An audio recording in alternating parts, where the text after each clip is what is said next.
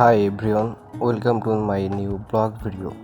আমি আগের ভিডিওতে বলছিলাম যে আমি মসজিদের ভিতরে একটি দৃশ্য দেখাবো আপনাদের, তো আমি কথা রেখেছি।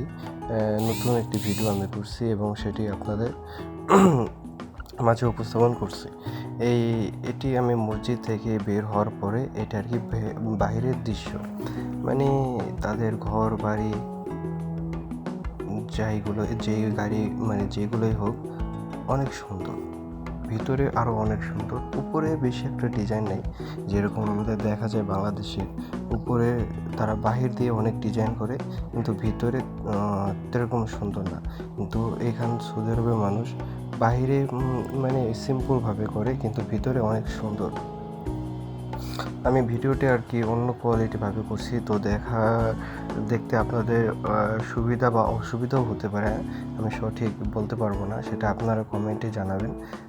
আমি এই রাস্তার ভিডিও এইখানে ভিডিও আমি আগে একটা করছি, তো বর্তমান যে ভিডিওটা করছি এটার থেকে আগেরটা বেশি একটা ভালো হয় না, এর কারণে আমি বর্তমানে এই ভিডিওটা করছি। আর আগেই আমি কথা দিয়েছিলাম যে নেক্সট টাইমে একটা ভিডিওতে আমি মসজিদের ভিতরের দৃশ্যটা দেখাবো, তো আমি সেই কথাটা রাখছি এবং আপনাদের কথা রাখতে হবে যে একটা সাবস্ক্রাইব, অনলি একটা লাইক, দ্যাটস ইট। এই পর্যন্তই। এই যে সামনে যে গাড়িটা দেখতে পাচ্ছেন, এই গাড়িটা জিএমসি কোম্পানির গাড়ি। কীরকম যদিও আমাদের কাছে ভালো লাগে না, কিন্তু যারা ইউজ করে তাদের কাছে অনেক সুন্দর। এই বাড়িটা দেখতে পাচ্ছেন, এই বাড়িটা হচ্ছে আমার ভাইয়ের কফিলের, মানে মালিকের।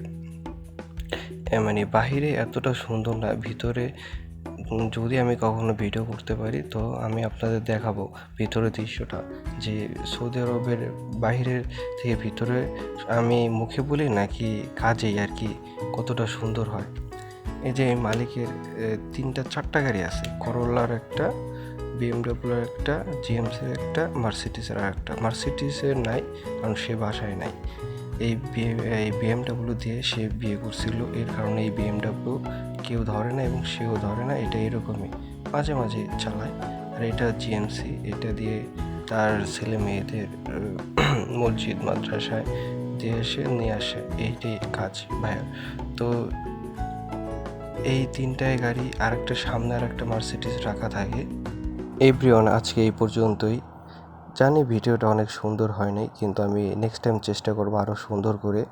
তো আপনারা একটি সাবস্ক্রাইব, একটি লাইক প্লিজ করে দেবেন। আল্লাহ হাফিজ।